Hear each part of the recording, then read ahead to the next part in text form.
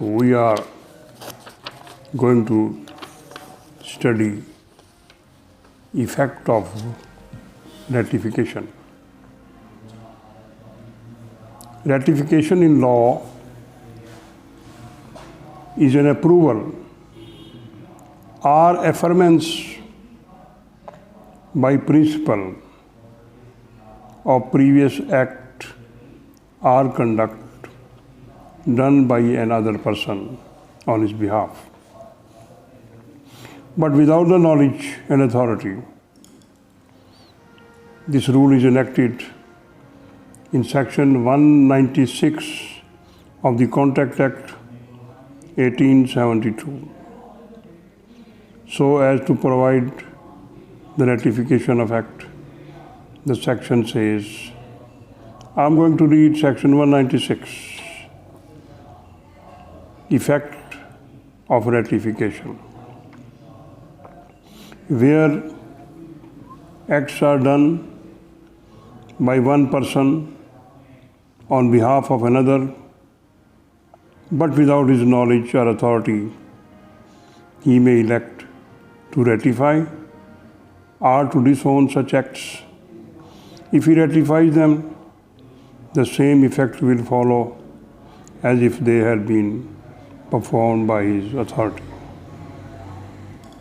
So, the bare reading of the section shows that there is a person who is performing act and another person on whose behalf the act is done. Number two, the act so performed is without knowledge of principle and without authority. So these are the ingredients of Section 196.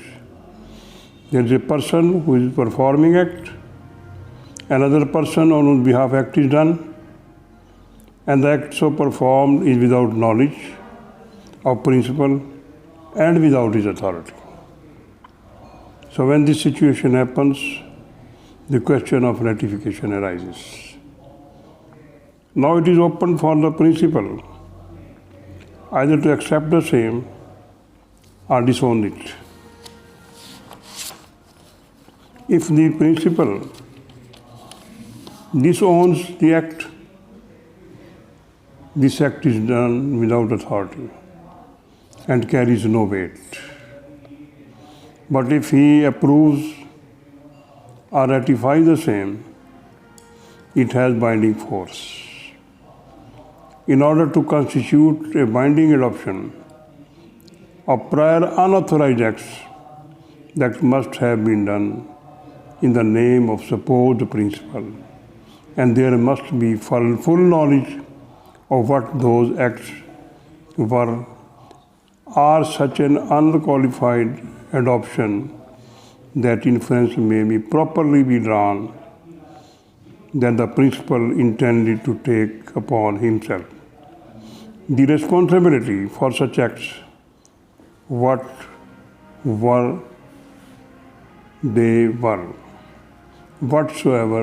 they may be. For the purpose of elucidating this point, authoritative judgment is those are 2003 CLD 138. So it clearly explains the effect of ratification.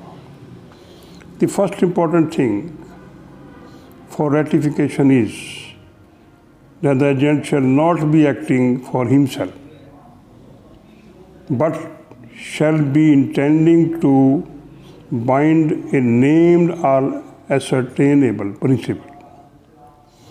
So there should be a named or ascertainable principle who shall ratify the act. So the important thing for ratification is that the agent shall not be acting on his own behalf. He shall not be acting for himself, but shall be intending to bind a named or ascertained principle. Section 196 says that act is done without his knowledge or authority, but when the time to elect comes, then the question of knowledge of principle becomes material. In other words, effective ratification necessarily involves knowledge of all material facts on the part of him who ratifies. A principal is to ratify the act as a whole. He cannot ratify a transaction in part and repudiate it in part. Ratification may be implied, ratification may be express. So these are the two ways when the ratification takes place. It may be implied, it may be express. When an agent acting for and on behalf of another stipulates a benefit for the principal under a contract, and the principal with redeemer avails himself of that benefit, the law implies a ratification of that contract on the part of the principal. It should be remembered that ratification is different from consent. Consent and ratification are distinguishable. The consent is not ratification, and ratification is not consent. Consent is an express or implied agreement to waive the right to avoid an act and precedes the transaction, while the ratification is subsequent in point of time to all transactions which is voidable. So the distinction is that the consent is before the transaction, while the ratification is after the transaction. When a person ratifies an act which has been done, then it is ratification. But if before doing it, he asks the principal and the principal gives his consent to perform that act, then it is a consent. So in the simple word, we can say that consent is an express or implied agreement to waive the right to avoid an act and precedes the transaction, while the ratification is subsequent in point of time to the transaction which is voidable. For the purpose of more understanding, you may see PLD 1988, Supreme Court, page 416. As a general rule, a person or body of persons not competent to authorize an act cannot give it validity by ratifying it. Where the minor was not in a position to give authority at the date when the acts were performed, he cannot subsequently ratify the same. So the body of persons or a person who is not competent to authorize an act and another person to perform an act on his behalf, he is not entitled to ratify subsequently the acts which have been performed without his authority. So a void agreement cannot be ratified. Unauthorized sale by official receiver cannot be ratified.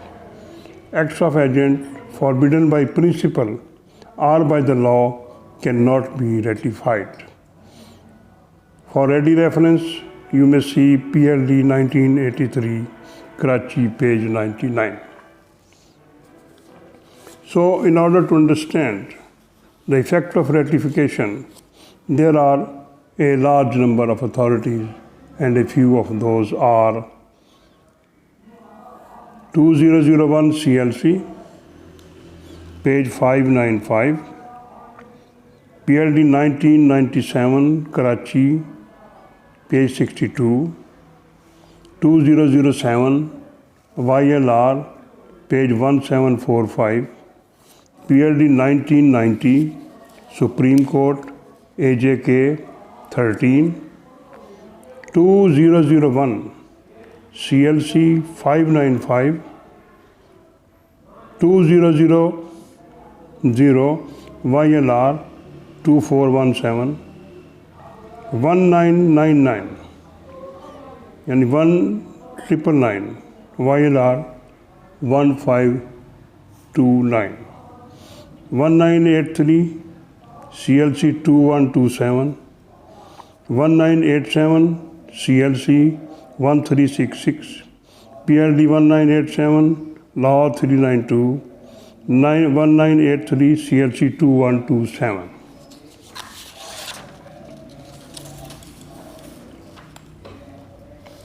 So there are more authorities on this point.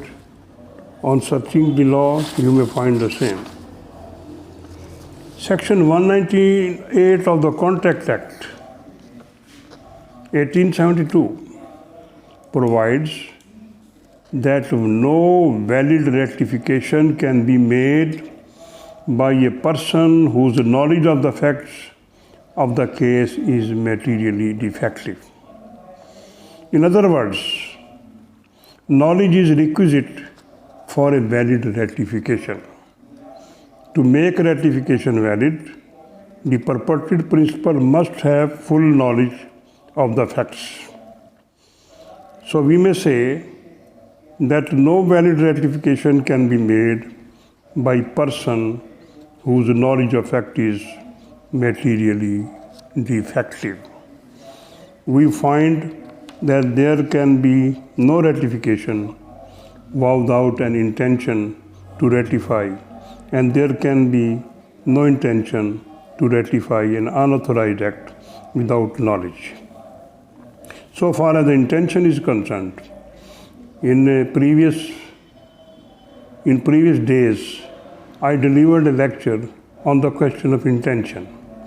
What the intention is, how the intention is created, what is the intention means, what does the intention mean, how it is to be explained. These all questions have been answered in a lecture delivered by me.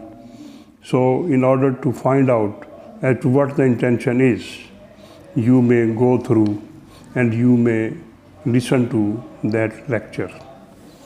An unauthorized act done by an agent on behalf of principal may be void or voidable. Where the act is void, it cannot be validated by ratification. Where the act is void, it cannot be validated by ratification. Section 199 says, I'm going to read, a person ratifying any of unauthorized acts done on his behalf ratifies the whole of the transaction of which such act formed a part.